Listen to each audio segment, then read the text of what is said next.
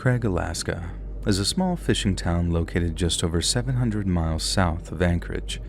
It has a rich fishing history dating back to the 19th century and continuing into the present. However, for over 40 years, a dark cloud has loomed over this quaint village and the state of Alaska as a whole. Born on September 5th, 1954 in Blaine, Washington, Mark Coulthurst was a bright young salmon fisherman with an incredible work ethic. Coulthurst had been working in the fishing industry since he was 16 and was driven by a goal to retire before the age of 50. His sisters, Lori and Lisa, described him as an entrepreneur, constantly diversifying his fishing experience while working his way from boat to boat. This ambition netted Coulthurst $105,000 worth of salmon in a single week in 1979, an amount typically earned an entire season. In the winter of 1981, Coulthurst purchased his first boat, Investor, a 58-foot, $850,000 seiner at just 27 years old. Coulthurst traveled around the Pacific Northwest, fishing with his 5-year-old daughter, Kimberly, 4-year-old son, John, and his high school sweetheart and wife, Irene, who was pregnant with their third child. The Coulthursts were joined by 4 deckhands, 17-year-old Chris Heyman, 19-year-olds Dean Moon, Jerome Keown, and Michael Stewart.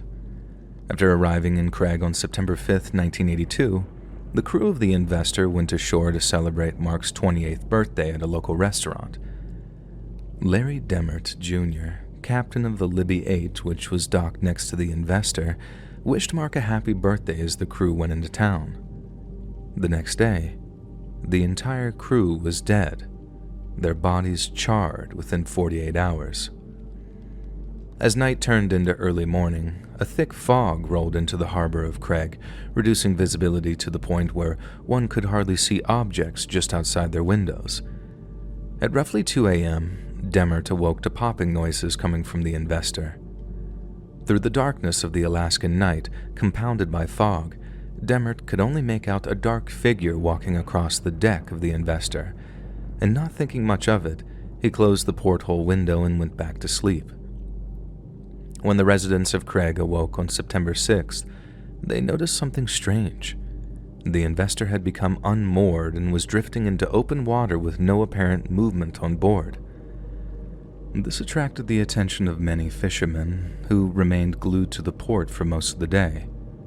Suddenly, an explosion tore through the Investor, engulfing the vessel in flames that shot several feet into the air. Many locals attempted to fight the blaze, but the heat was so intense that they could not get close enough to make an impact. After the fire consumed the boat, the Investor was towed to shore by the then Chief of Police, Ray Sharpley.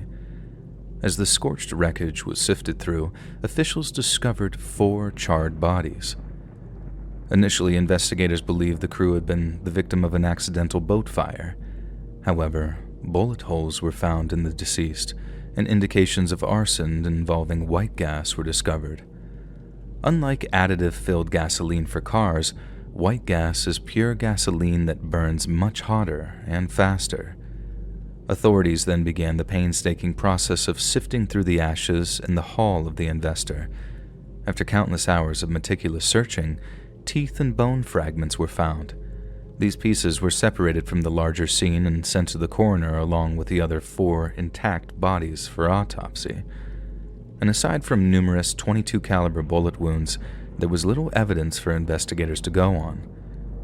After much scrutiny, it was determined that Mark, Irene, daughter Kimberly, and Michael Stewart were the 4 intact bodies on board. Authorities were now in a race against time to identify the perpetrator. Salmon fishing season had just ended, and the killer could have been on their way out of Craig. Rumors swirled that robbery might have been the motive, as it was alleged that Mark kept over $30,000 in cash on board the Investor. This was later debunked by police after a restaurant patron came forward saying that Mark had borrowed $100 from him to pay for his birthday dinner. A couple named Bruce Anderson and Jan Kittleson provided police with their first break in the case. The duo had witnessed the immediate aftermath of the fire. As the Investor ignited, Anderson and Kittleson raced over to see if they could lend assistance. They saw a small gray skiff departing from the blaze as they arrived. Kittleson asked the man if there were people on board, to which he replied that there were. The driver of the skiff then continued back toward Craig. Kittleson assumed the driver was going to get help, and he was described as a young white male in his late teens or early 20s, with brown hair, glasses, and a baseball cap. What struck Kittleson and Anderson as odd was that they did not recognize the driver, something unusual in a small fishing community with a population of about 3,000 in 1982. Later, 2 more witnesses came forward reporting that they had seen a gray skiff dock and that its driver matched the earlier descriptions. As time passed, police concluded that the skiff driver had left Craig with the end of the season. A few days later, Jerry Mackey, a friend of Mark, was having a few beers at a local bar when he noticed a man matching the witness descriptions. Mackey called state troopers, who arrived with Kittleson and Anderson in hopes of identifying the man. However, when asked, the witnesses said that they did not recognize him. And despite this, police remained suspicious and brought the young man in for questioning. The man was identified as 24-year-old John Peel, a native of Washington State. Peel stated that he was a deckhand on Larry Demmert Jr.'s Libby 8 next to the investor. It was also revealed that Peel was well acquainted with Mark, having previously dated Mark's sister Lisa. This immediately raised alarm bells for the police. Peel had been a friend of the family and had previously worked as a deckhand for Mark on a prior boat, and police then questioned Demmert, a lifelong friend of Peel's since the age of 7.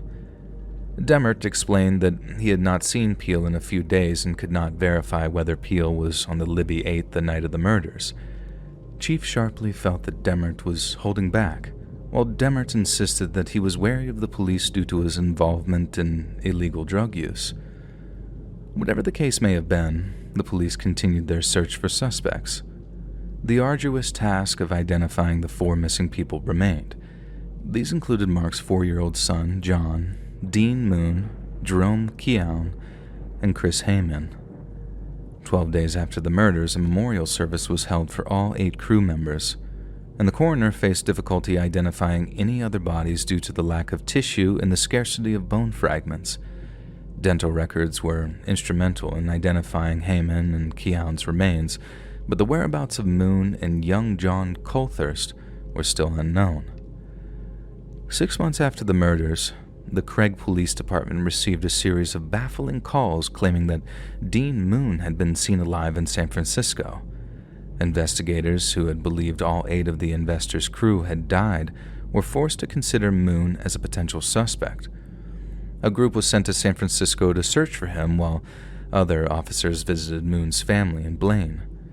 The Moon family vehemently denied his involvement in the murders, and Moon was later ruled out as a suspect when part of his jawbone was found in the ashes. John's body was never found. A year after the murders, Larry Demmert Jr. changed his story, giving police new information that blew the case wide open. This time, Demmert claimed to have seen Peel crossing from the Libby 8 to the investor at 10 p.m. on the night of the murders, while the crew of the investor was hanging out. Demmert also revealed that Peel did not spend the night on the Libby 8, adding that Peel was not on the Libby 8 when he woke up the following morning.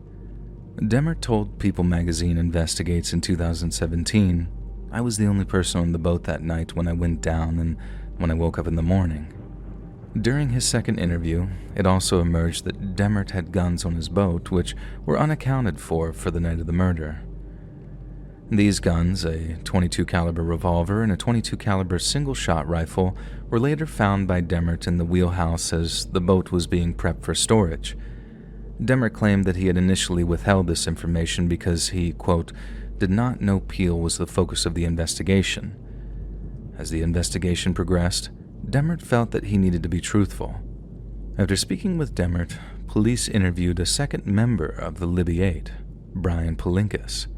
For the first time, Palinkas mentioned drugs in the investigation, stating that Peel had sold marijuana to Keown and Moon after bringing them onto the Libby 8 the Sunday evening before the murders. Police brought John Peel in for questioning, where he admitted to selling marijuana to Moon and Kian that Sunday. Peel also revealed his tense relationship with Mark, who had fired him for smoking pot and drinking on the job.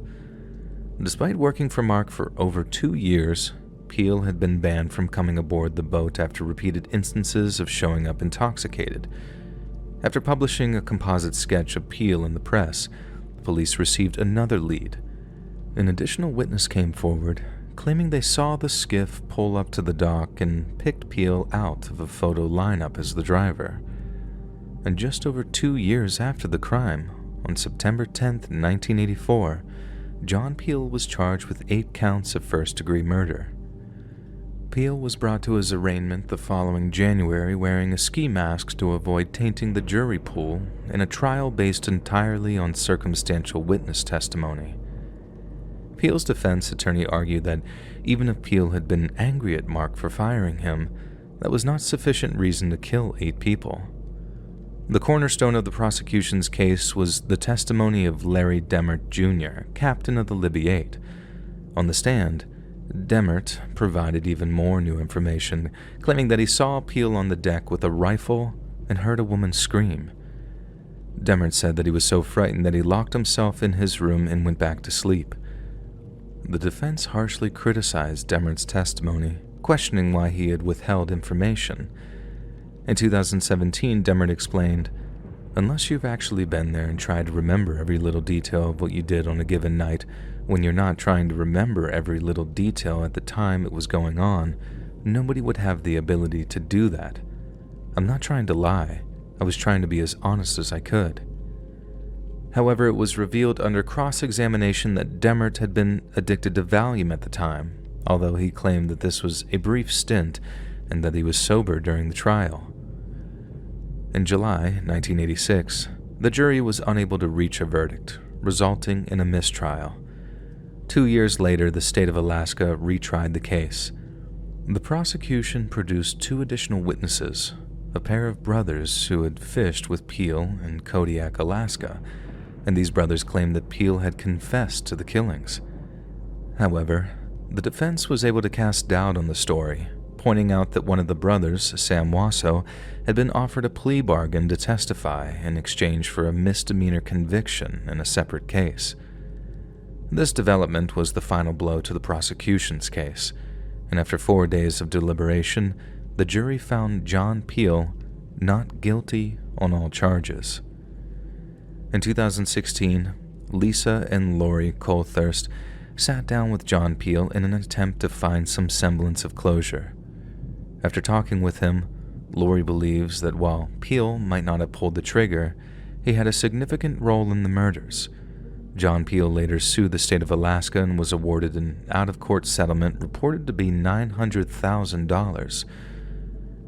"Somebody out there knows what happened," Peel said in a 2017 interview. "Somebody was responsible for this, but I'm not going to waste any more of my life on it." The coldest reality of this case comes from Ava Goodman, Dean Moon's sister, who reflected on the second trial. When he was declared not guilty, you're incredibly let down, you're sad, and then you realize that it doesn't change anything. It doesn't change that my brother is gone.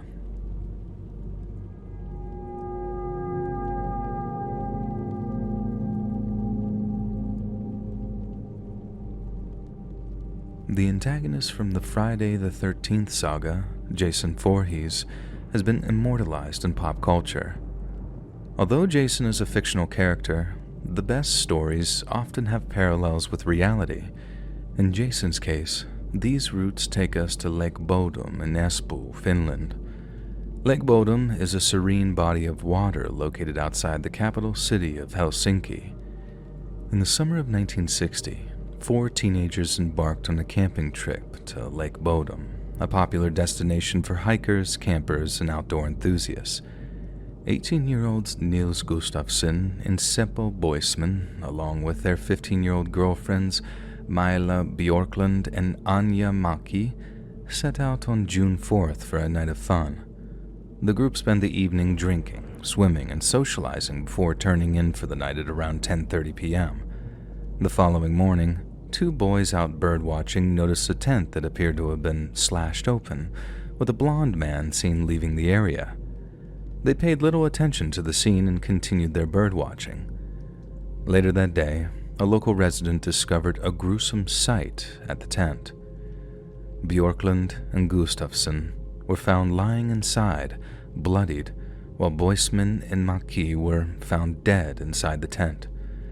The girls had been stabbed multiple times, and the boys had been both bludgeoned and stabbed.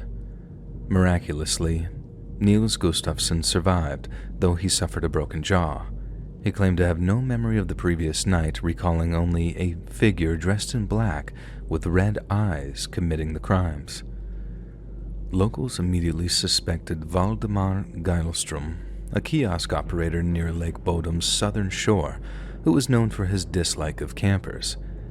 Initially, Geilstrom was ruled out as a suspect thanks to an alibi provided by his wife, though this alibi had been questioned in recent years.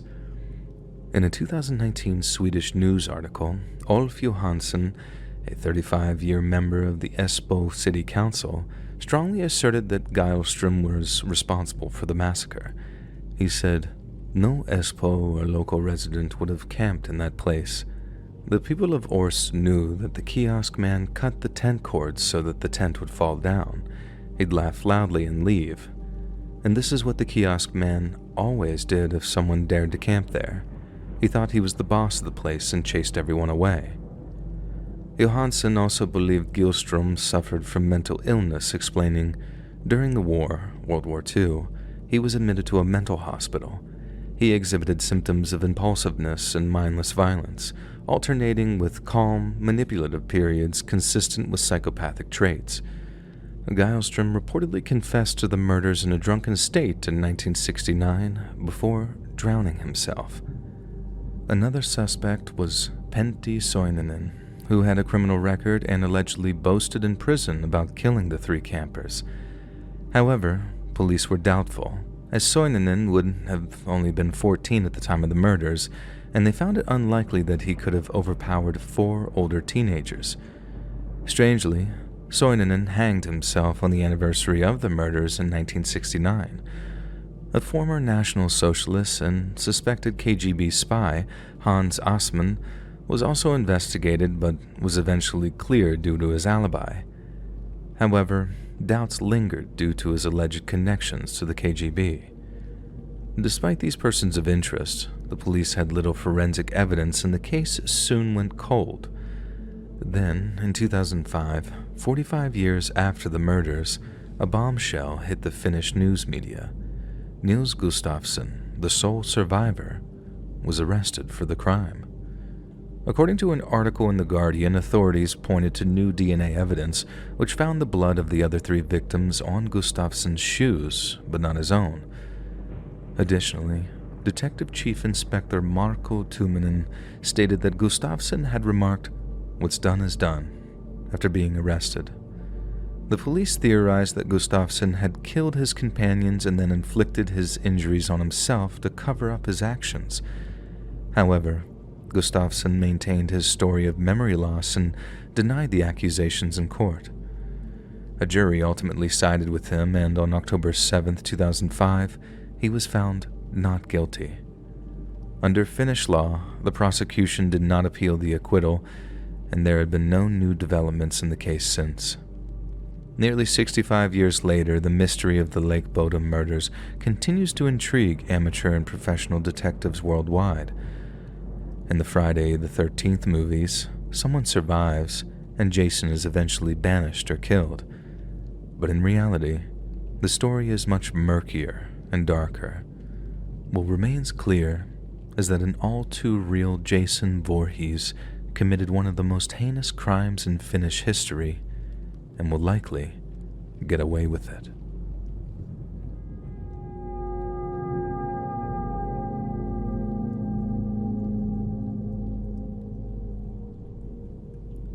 What if? 2 of the most intriguing words when you pair them together. When we look back on history, these 2 words often come to mind.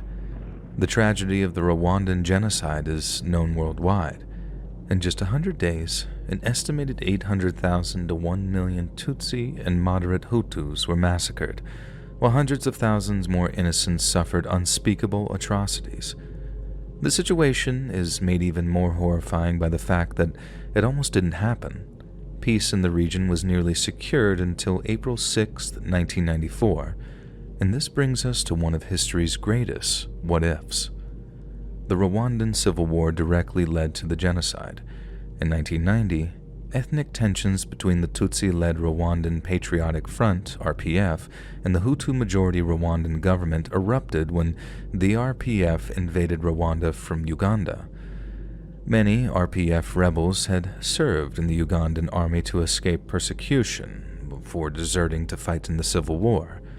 By February 20th, 1993, the war had reached a stalemate, with both sides vying for control of Kigali, the capital city. The RPF declared a ceasefire, which led to the signing of the Arusha Accords on August 4, 1993. This fragile peace lasted until April 6, 1994, when 2 missiles shattered the uneasy truce. Linda Melbourne, a renowned British journalist, interviewed a Rwandan soldier for her book, A People Betrayed: The Role of the West in Rwanda's Genocide. The soldier vividly recalled that fateful April evening, saying, "Its engine sounded different from other planes, that is, the president's engine. We were looking toward where the plane was coming from, and we saw a projectile, then a ball of flame, and we saw the plane go down. I saw it." At around 8:15 p.m. local time, Burundian President Cyprien Ntaryamira and Rwandan President Juvenal Habyarimana were on a flight back to Kigali from Zaire. The 2 Hutu leaders, along with several government officials and 3 French crew members, were returning from discussions about the Arusha Accords. 2 surface-to-air missiles struck their Dassault Falcon 50 presidential plane, crashing it into the presidential palace garden and killing everyone on board. This assassination triggered the Rwandan genocide, which began that very night. The perpetrators have never been officially identified, but 3 major theories exist: the Tutsis, the Hutus, and the French. Many Hutus believe that the Tutsis arranged the assassination. Some have accused Paul Kagame, and former RPF commander and current president of Rwanda, of orchestrating the attack. Kagame was thought to have had a significant interest in seizing power. In 2006, Mark Doyle, former BBC World Affairs correspondent, stated, "Kagame's soldiers took control after the genocide. I have no doubt that if he wanted to down the plane, he would have had the technical and military capacity to do so. Kagame has shown little concern for his international reputation. Ever since the genocide, he has made it clear that he has no respect for an international community that largely stood by while hundreds of thousands were killed." On July 5, 2004, former RPF Second Lieutenant Alois Ruyenzi spoke in Norway after fleeing Rwanda. Lieutenant Ruyenzi claimed, "Let me be crystal clear. I attended the last meeting where the plan was hatched. I was there physically, and I even know the names of those who carried out the shooting." The allegations against Kagame were so significant that in 2007, a French judge accused him of orchestrating the attack and called for him to stand trial. This led to Rwanda severing all diplomatic ties with France on August 9, 2007, a stance that was reversed 2 years later. In 2011, while visiting France, Kagame said it was time to leave history behind. In 2018, France dropped the charges, though Cyprien Ntaryamira's widow appealed the decision, which was upheld in 2020. Another theory is that extremist Hutu politicians and military members were responsible for the assassination. Declassified CIA documents revealed that former U.S. ambassador to Rwanda, David Rawson, was told by a source that rogue Hutu elements of the military, possibly the elite presidential guard, were responsible. These ultra-conservative Hutu leaders were fiercely opposed to the Arusha records, and multiple reports suggest that some government officials were calling for a final solution to eliminate all Tutsis. This sentiment was further propagated during the genocide by radio television RTLM, a station allegedly run by the Hutu government. According to the same CIA source, the Rwandan military tried to rein in those rogue elements but failed. Meanwhile, the RPF denied any involvement in the attack. The third theory implicates the French government in shooting down the plane. Kagame has remained steadfast in his belief that France was involved. Linda Melvern has written about the extent of French knowledge during the genocide, noting that at the time of the genocide's planning, the French government had 47 senior officials embedded in the Rwandan army, which later played a significant role in the atrocities. Despite this, the United Nations locked away the flight data recorder or black box for 10 years before it resurfaced in 2004. After investigation, the UN claimed the black box contained no relevant information about the crash. 2 French presidents have acknowledged France's role in the genocide. In 2010, Nicolas Sarkozy visited Rwanda and admitted that France made mistakes in 1994, calling it an error of judgment, though he stopped short of offering an apology. In 2021, Emmanuel Macron formally apologized during his visit to Kigali, stating that France valued silence over the examination of the truth. Macron reiterated this in April 2024 during the 30th anniversary of the genocide, noting that France, which could have stopped the genocide with its Western and African allies, lacked the will to do so. As of June 2024, the United Nations has refrained from naming an official culprit. The investigation has been closed. The true horror of this unsolved mystery lies in the lingering question: what if? What if the plane had never been shot down? What if the genocide had been averted? These are questions that will never have concrete answers.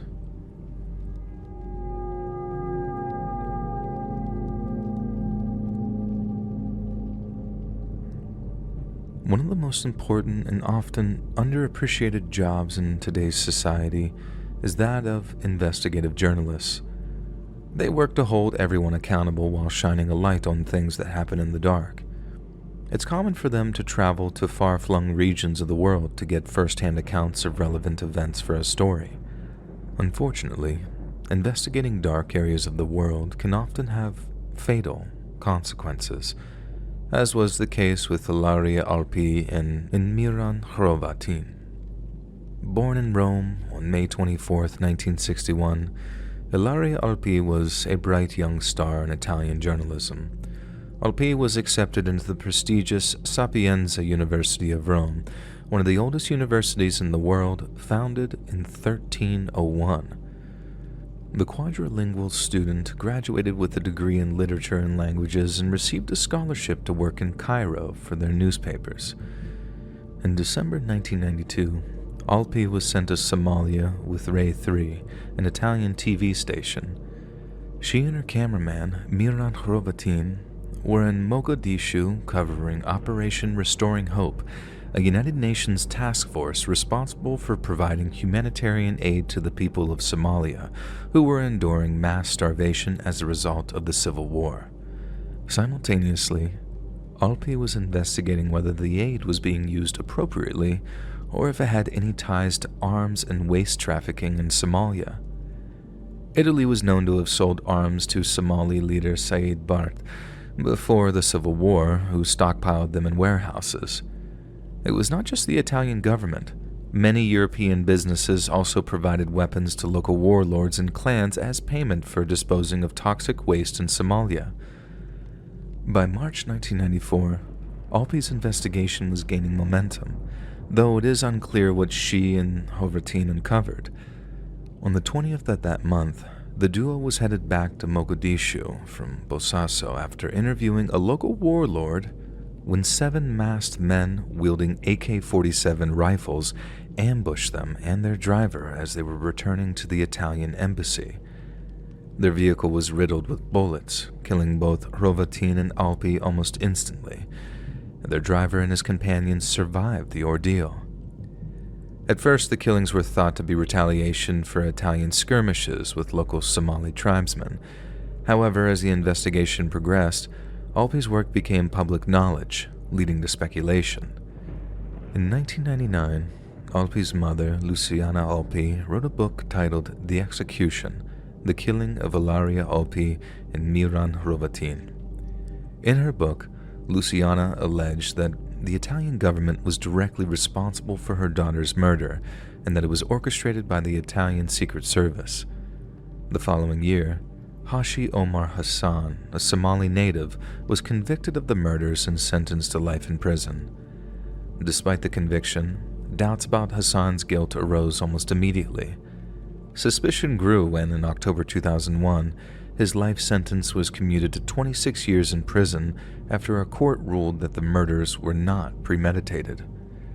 In 2004, the Italian parliament finally launched a commission to investigate whether the deaths of Alpi and Hrovatin were connected to arms and waste trafficking between Italy and Somalia. Reporters Without Borders Secretary General Robert Menard wrote to commission head Carlo Taormina saying, "You have the authority, the means, and the duty to find out the truth. The commission is the last chance to do so." Taormina's conduct during the commission appeared to derail the investigation. He controversially concluded in 2006, in Somalia, she, Alpi, was on vacation. The objectivity of Ray 3 is always the communist one. All the claims in the study and for the commission asserted the truth no one speaks. I have respect and sorrow for the killing of Ilaria and Miran. It was a bandit act. And it is false that Ilaria was executed for her services. Stop. Taormina later reiterated his stance on Twitter, saying, "It is the truth." Menard strongly refuted these allegations, stating, quote, that Carlo Taormina directed the Parliamentary Commission of Inquiry into Ilaria Alpi is an endless shame. The files from the 2004 inquiry were declassified in 2014. Francesco Fonti, a former member of the 'Ndrangheta Calabrian Mafia turned informant, supported Menard's claims in 2009, asserting that Alpi and Hrovatin were killed after witnessing toxic waste being dumped in Bosaso, the port city that they were leaving at the time of their deaths. The case gained renewed attention in 2016 when Hashi Omar Hassan had his conviction overturned by appeals court and was rewarded $3.2 million, approximately $3.5 million USD in compensation. Luciana Alpi supported Hassan's appeal, expressing happiness at his release but also feeling bitter and depressed. It's as if she and Miran Hrovatin died of the heat in Mogadishu, Luciana said. We don't have the truth, and I don't think we ever will. A year later, the Rome Public Prosecutor's Office sought to close the case, citing the impossibility of identifying the motive and perpetrators of the murders and lack of evidence of alleged misdirection. However, the request was denied by General Prosecutor Andrea Finelli in 2019. After his legal proceedings were completed, Hassan returned to Somalia, where he lived in relative peace until July 6, 2022, when he was killed by a car bomb placed under his seat. Hassan's longtime attorney, Antonio Morricone, did not believe his client's death was connected to the 1994 murders, stating, "It was the Islamic terrorists, no doubt. They killed him for the purpose of extortion over the money he received for his unjust detention in Italy. They are people looking for money, and if you don't agree with them, they will kill you." The legacy of Ilaria Alpi and Miran Hrovatin have left an immeasurable impact on Italian journalism. In 1995, the Ilaria Alpi Award was created in their honor, and from 1995 until 2014, it stood as one of the highest Italian awards for investigative journalism. In its place, the DIG Awards were established, a 5-day festival celebrating investigative journalism. Its 10th annual celebration is scheduled for September 18th to the 22nd. To date, no one else has been arrested, tried, or convicted for the murders of Alpi and Hrovatin. President Sergio Mattarella of Italy perhaps said it best on the 30th anniversary of their murders on March 20th, 2024. The memory of Alpi and Hrovatin calls for a commitment to remove obstacles to freedom of information, wherever they may be.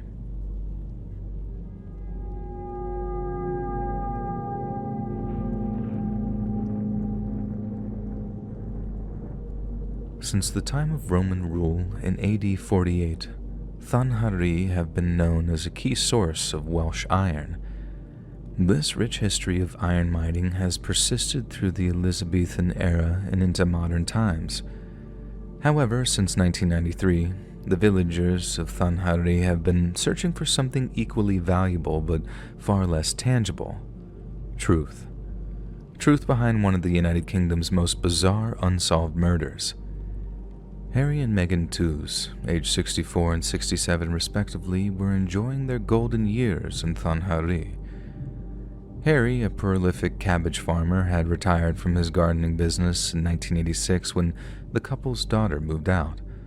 Although retired from agriculture, Harry continued to grow cabbage on his remote farm and used his trusty 12-gauge shotgun to ward off rabbits. In 1992, however, the shotgun mysteriously disappeared and Harry replaced it. On July 26, 1993, the day began like any other for the Troozes. They went into downtown Llanharry to collect their pensions and later visit a Tesco grocery store, as they had done every Monday for nearly 15 years. In the parking lot, Harry unexpectedly bumped into one of his sisters.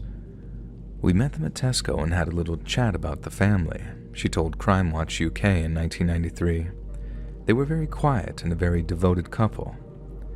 Around 11 a.m., a neighbor saw Harry and Meghan arriving home from the supermarket. Later, neighbors heard 2 gunshots at 1:30 p.m. but dismissed them, assuming Harry was shooting rabbits in the cabbage garden. That evening, when the Troozes didn't answer their nightly phone call from their daughter Cheryl, the community grew concerned and contacted the local police. Authorities discovered the couple's bodies under hay in their barn, both having been shot execution-style with a 12-gauge shotgun. Strangely, the house was immaculate, and nothing appeared to have been stolen. In fact, Meghan's china had been laid out and tea had been prepared. South Wales Police Detective Superintendent Colin Jones remarked in a Crime Watch UK interview that this particular china was only used for important visitors. A thumbprint belonged to Jonathan Jones, Cheryl's fiancé, was found on one of the china cups, leading to his arrest in December 1993. Prosecutors argued that Jonathan's motive was financial, an inheritance of £150,000, about $200,000. After a grueling 55-day trial, Jonathan was found guilty by 10-2 majority verdict and sentenced to life imprisonment, the harshest penalty in the UK. However, almost immediately after the conviction, the presiding judge, Sir Richard George Rougier, expressed doubts about the trial. He remarked that the prosecution had fallen decidedly flat, and that if he were a juror, he would be conscious of significant doubt. He also highlighted the contrast between the ruthlessness of the killer and the man who sat before them. Throughout the ordeal, Cheryl stood by Jonathan, even offering a £25,000 reward from her inheritance to find the real killer. In 1996, the Court of Appeal of England and Wales re-examined the case and found significant flaws in the prosecution's evidence. Forensic analysis revealed no biological material linking Jonathan to the crime, and it was noted that he had no experience with guns. On April 25, 1996, nearly a year after his conviction, Jonathan Jones was freed, with Cheryl calling it a victory for love and truth. With Jonathan exonerated, the police were back to square one, and the case went cold and was scaled down in 2008. And then in 2011, John Cooper was convicted of 2 double murders, as well as 30 burglaries, and was sentenced to 2 whole life terms. Cooper had first been investigated due to his appearance on a British reality TV show, Bullseye, where he resembled composite sketches of the burglar. Investigators were particularly interested in him because he used a shotgun in his double murders, where all 4 victims were shot at point-blank range. However, unlike the Troozes' case, Cooper always stole from his victims, and nothing had been stolen from the two's home. Additionally, Cooper kept his shotgun between murders, whereas a shotgun barrel was found in a quarry a quarter of a mile from the two's farm. These inconsistencies, along with the fact that the two's table had been set for a visitor, suggested that Harry and Meghan may have known their killer. Cooper was never charged in connection with the two's murders. In July 2023, the 30th anniversary of the murders, South Wales police announced a forensic review of the case, hoping that new DNA testing might finally solve one of the most chilling unsolved murders in Welsh history. Jonathan Jones, now married to Cheryl for over 25 years, spoke to the Daily Mail on July 30th, 2023 about the forensic review, saying, "Without wanting to raise expectations too high, I have high hopes that the new technology will yield some results. It would lift a weight that both Cheryl and I have been carrying for 30 years, and we will be delighted when and if that happens."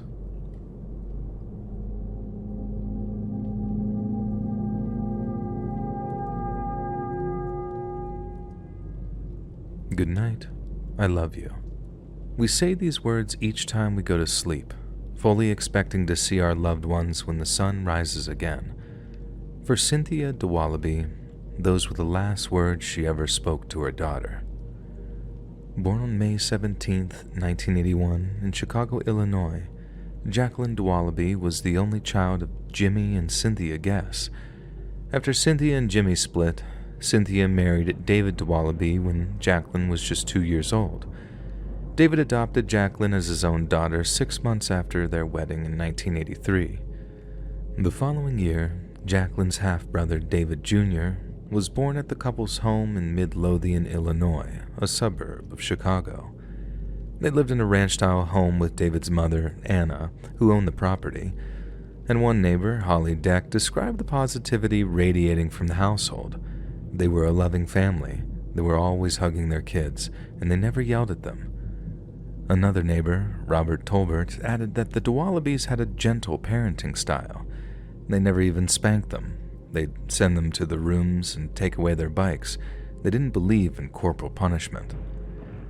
On September 9, 1988, Cynthia took David Jr. and Jacqueline to a Kentucky Fried Chicken for dinner. David Sr. was out bowling with friends, but returned home by 9:30 to be with his family. An hour later, Jacqueline kissed her mother goodnight, told Cynthia she loved her, and went to bed. At roughly 11 p.m., Cynthia checked on her daughter, who was peacefully asleep. It was the last time Jacqueline was seen alive. The following morning, David Sr. woke up at around 8 a.m. and was surprised that Jacqueline had not yet turned on the television for Saturday morning cartoons. He checked her room and found it ransacked.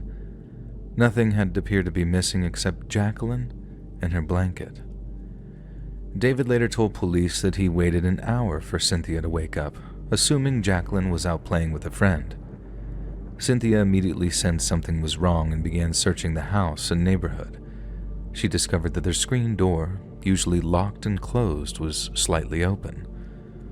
On her way to a neighbor's house, Cynthia made a chilling discovery. The basement window had been smashed and the screen was cut. The Dowalibys rushed to the Midlothian Police Department to report Jacqueline missing.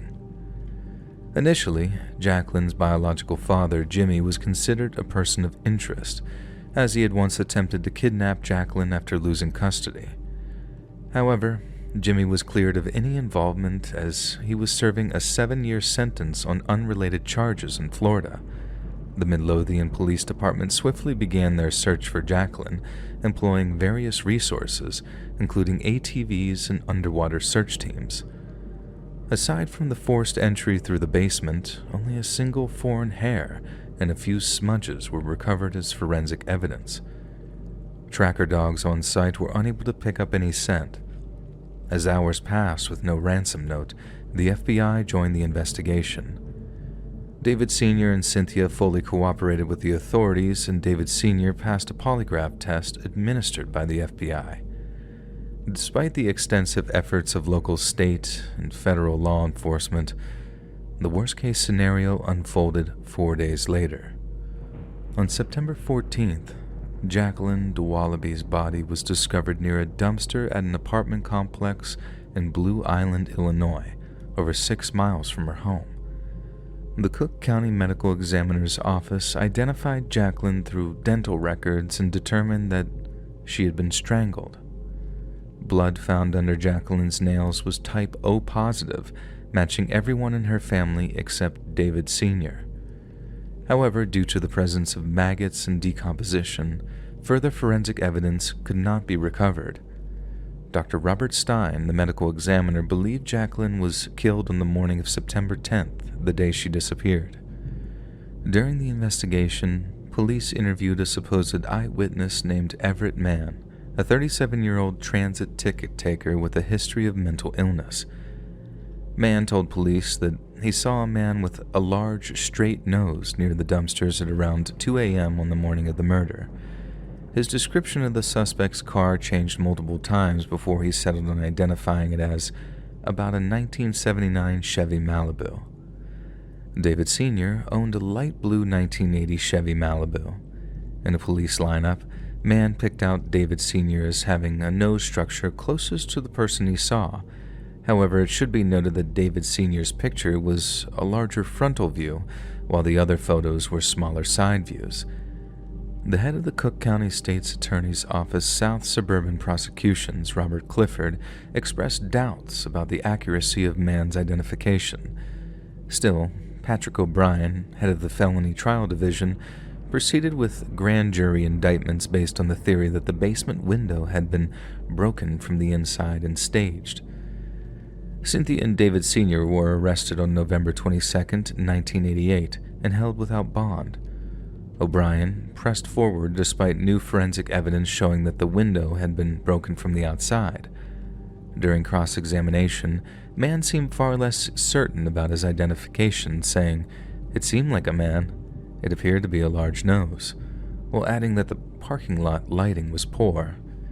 He also retracted his earlier statement about the car, saying it mostly resembled a Chevy Malibu. At the conclusion of the prosecution's case in the joint trial of David Sr. and Cynthia, Circuit Court Judge Richard E. Neville ruled Cynthia not guilty due to a lack of evidence. However, David Sr. was convicted after just 14 hours of jury deliberation and sentenced to 45 years in prison for first-degree murder and concealing a homicide. Cynthia and David Sr. sought the help of Professor David Protess from Northwestern University's Medill School of Journalism. His investigation raised serious questions about the prosecution's case, particularly regarding the credibility of Everett Mann, who had been diagnosed with bipolar disorder before his interview. On October 30, 1991, David Sr.'s conviction was unanimously overturned by the Illinois Appellate Court. The court stated, "We note that the probative evidence against David is no greater than the probative evidence against co-defendant Cynthia." The trial court determined that there was insufficient evidence to convict Cynthia and direct a verdict in her favor. "We conclude that the trial erred in denying David's motion for a directed verdict." The only other potential suspect, Timothy Guess, a paranoid schizophrenic and brother of Jacqueline's biological father, was dismissed by police. Guess had provided a fictitious alibi for the night of the murder, but subsequent interviews with restaurant staff refuted his claim. When questioned, Timothy offered bizarre explanations, including that the spirit made him invisible. He was never charged and died of bladder cancer in 2002 at the age of 41. Professor Protess published a book about the case, Gone in the Night, in 1993, and CBS aired a two-part television movie of the same title in 1996. In 2016, ABC7 Chicago revisited the case, interviewing David Sr. and Cynthia's former defense lawyers. David's attorney, Ralph Metchick, suggested his client had been an emotional scapegoat, saying, "I don't think they had a very strong case, but because it was such an emotionally charged case, they needed a defendant." As of June 2024, police have not made any further arrests. The most heartbreaking part of this case isn't the lack of a conviction, but the fact that one was needed at all. A 7-year-old girl never got the chance to grow up.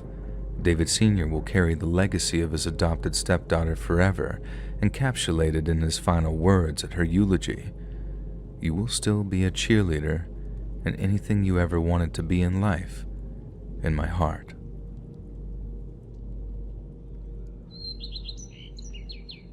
Hey friends, thanks for listening. Click that notification bell to be alerted of all future narrations. I release new videos every Monday and Thursday at 9 p.m. EST, and there are super fun live streams every Sunday and Wednesday nights. If you get a story, be sure to submit them over email at LetsReadSubmissions@gmail.com, and maybe even hear your story featured on the next video. If you want to support me even more, grab early access to all future narrations and bonus content over on Patreon, or click that big join button here on YouTube to hear about the extra perks of becoming a member of the channel. And check out the Let's Read podcast, where you can hear all of these stories in big compilations located anywhere you listen to podcasts. All links in the description below. Thanks so much, friends, and remember, Ovaltine has to be it.